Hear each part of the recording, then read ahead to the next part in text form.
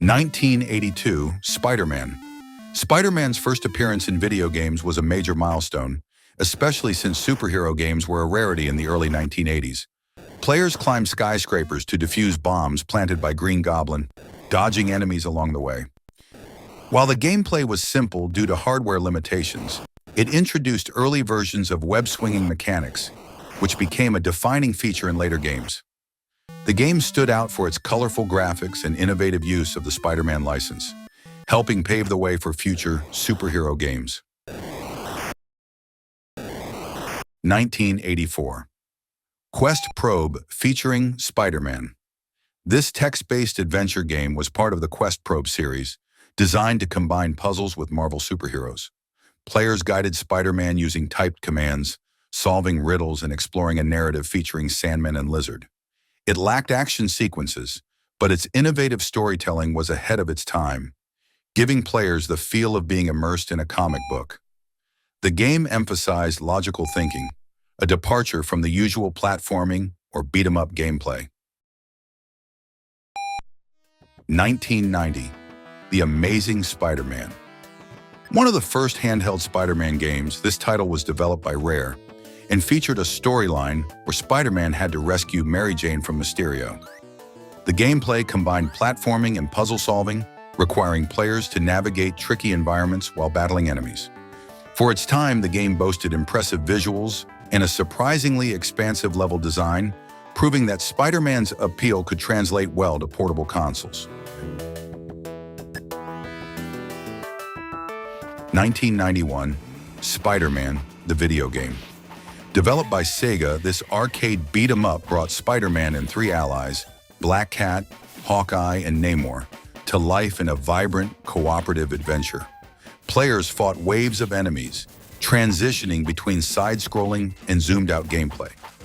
The game also featured an impressive roster of villains, including Green Goblin, Venom, and Dr. Octopus. The dynamic camera shifts and fast-paced action made it a standout arcade title. 1992, Spider-Man/X-Men Arcade's Revenge. This crossover title saw Spider-Man teaming up with the X-Men to stop Arcade. Each hero had a unique level tailored to their abilities, like Cyclops in a mine or Wolverine in a death trap. Spider-Man's levels emphasized agility and precision, making it one of the first games to capture his distinct style. The difficulty was notorious, making it a challenging experience even for seasoned players. 1992, The Amazing Spider-Man 2. This sequel built upon the success of its predecessor with enhanced graphics and more varied levels. Spider-Man faced off against an expanded roster of villains, including the Hobgoblin and Lizard. The game required quick reflexes and careful planning, showcasing Rare's ability to innovate within the constraints of the Game Boy hardware. 1994, Spider-Man and Venom, Maximum Carnage. Based on the popular Maximum Carnage comic arc, this beat-em-up allowed players to control Spider-Man or Venom. The dark storyline and gritty visuals captured the essence of the comic. The game featured comic-style cutscenes and an iconic rock soundtrack by Green Jelly. Its challenging gameplay and cooperative elements made it a fan favorite, remembered as one of the best superhero games of the 16-bit era. 1995, Spider-Man and Venom, Separation Anxiety. A spiritual sequel to Maximum Carnage, this game allowed cooperative multiplayer, with players controlling Spider-Man and Venom as they faced off against symbiote enemies. While it lacked the emotional depth of its predecessor, it expanded on the gameplay, introducing new levels and bosses. Its multiplayer mode made it a popular choice for co-op gaming. 1996, Spider-Man: Web of Fire. One of the final games for the Sega 32X, this title saw Spider-Man taking on Hydra in a side-scrolling adventure. The game featured detailed sprites and smooth animations for its time. Unfortunately, its limited release meant that many fans missed out on it during its original run. Today, it's considered a rare collector's item.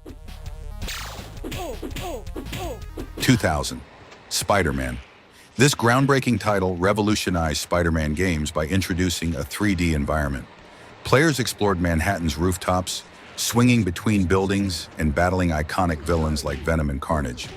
Narrated by Stan Lee, the game featured a compelling original story, collectibles, and unlockable costumes.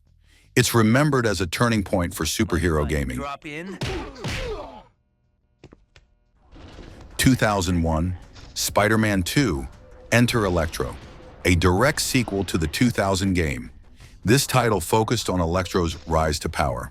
The game introduced new levels and expanded Spider-Man's moveset.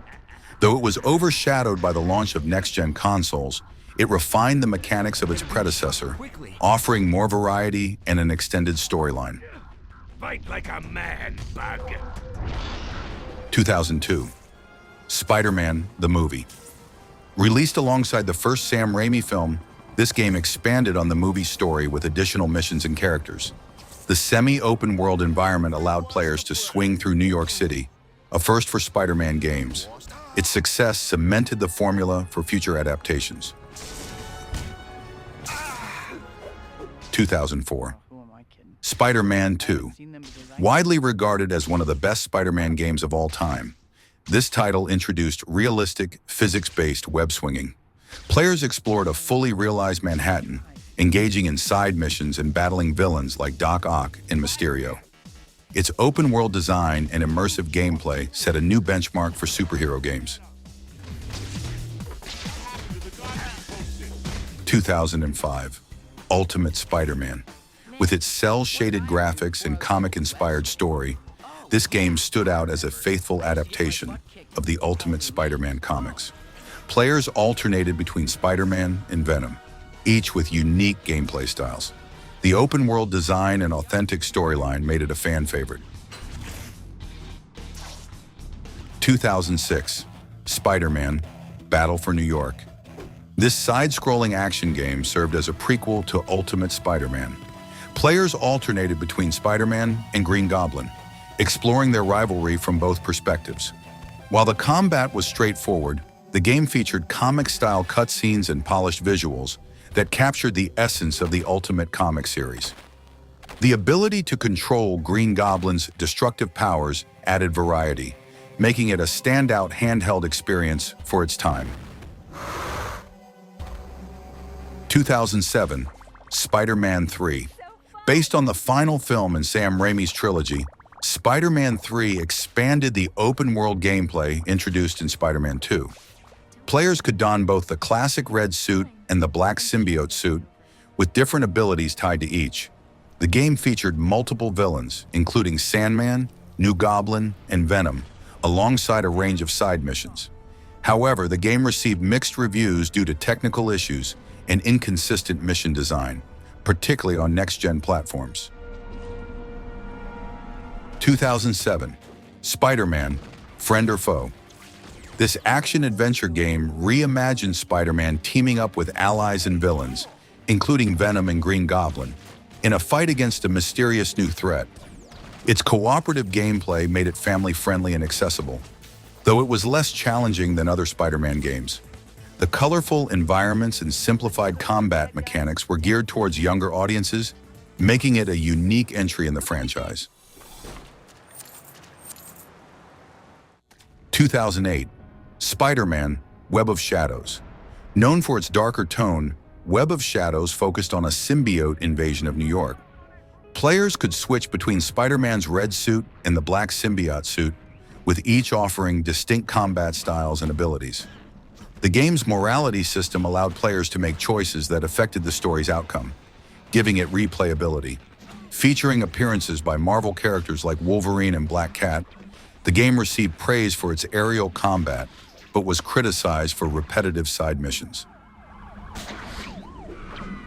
2010, Spider-Man, Shattered Dimensions. This critically acclaimed title introduced players to 4 Spider-Men from different dimensions: Amazing Spider-Man, Ultimate Spider-Man in the symbiote suit, Spider-Man Noir, and Spider-Man 2099. Each dimension offered unique art styles and gameplay mechanics, such as stealth in Noir and high-speed action in 2099. Narrated by Stan Lee, the game's inventive design and use of Spider-Man lore made it a favorite among fans. You can probably even knock enemies into the air. 2011, Spider-Man: Edge of Time. This follow-up to Shattered Dimensions focused on a storyline involving Spider-Man 2099 and Amazing Spider-Man working together to prevent a catastrophic future. Players alternated between the two, with actions in one timeline affecting the other. While it didn't have the variety of its predecessor, the game's emotional narrative and character interactions, including Peter Parker's quips, were standout elements. 2012, The Amazing Spider-Man. Tying into the 2012 reboot film, this game reintroduced open-world gameplay, allowing players to swing through Manhattan while fighting Oscorp-created mutants. The storyline expanded on the film's events, introducing characters like Iguana and Vermin. While the web-swinging mechanics weren't as refined as in earlier games, the ability to perform mid-air tricks and engage in dynamic combat made it enjoyable for fans. 2014, The Amazing Spider-Man 2. A sequel to the first Amazing Spider-Man game, this title featured an original narrative that incorporated elements from the second film. It introduced new villains such as Kingpin and Electro, alongside an expanded open-world Manhattan. The game also included the Hero or Menace system, where Spider-Man's reputation affected interactions with citizens. Despite its ambitious features, the game was criticized for lackluster graphics and repetitive side missions. 2014, Spider-Man Unlimited. This endless runner by Gameloft combined classic running mechanics with Spider-Man lore. Players collected Spider-Men from various universes, battling iconic villains like the Sinister Six across procedurally generated levels.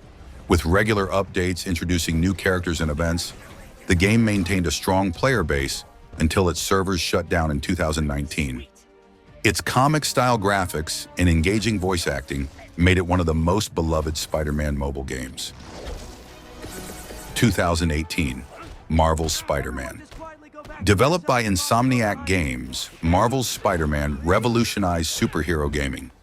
The game featured a seasoned Peter Parker juggling life as a scientist and superhero, with a compelling story that introduced new takes on characters like Dr. Octopus and Mr. Negative.